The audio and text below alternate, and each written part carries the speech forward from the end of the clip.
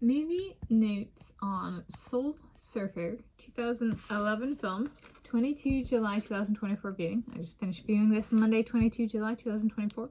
I am Tanis Coralee Leonhardi, she, her, hers of Seattle. I'm Tanis Leonhardi, she, her, hers of Seattle. And this Soul Surfer, my description for this viewing is a biographical film about surfer Bethany Hamilton in her recovery following a shark biting off one of her arms when she was approximately 13 years of age. It is a film adaptation of a 2004 autobiography of the same name, Soul Surfer, by Bethany Hamilton. So this is the real person, and this is the actress. So there you go.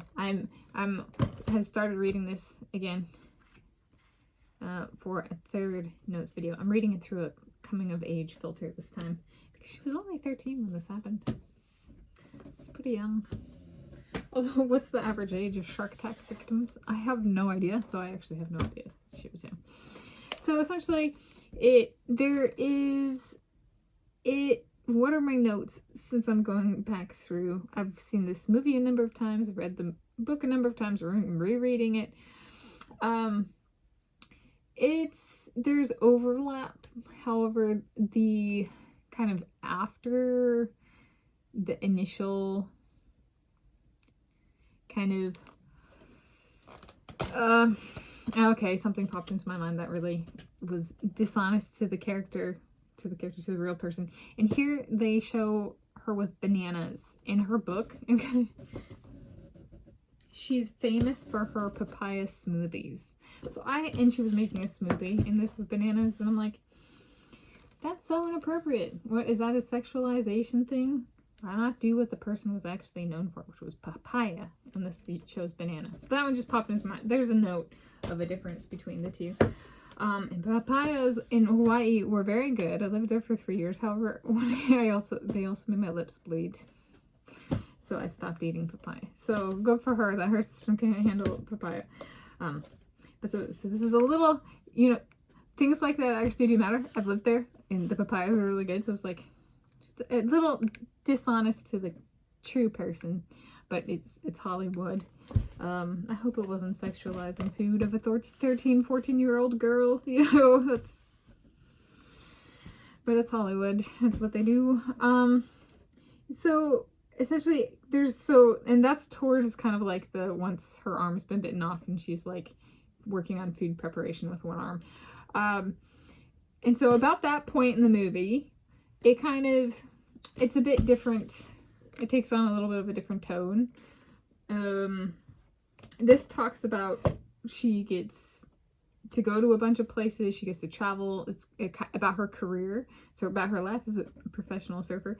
And this kind of goes on more of the spiritual journey, although it's like in like surfing competition kind of perspective, whereas this is like the holistic, this is her life as a surfer and what the sport of surfing entails. This is far more authentic than the movie in that sense.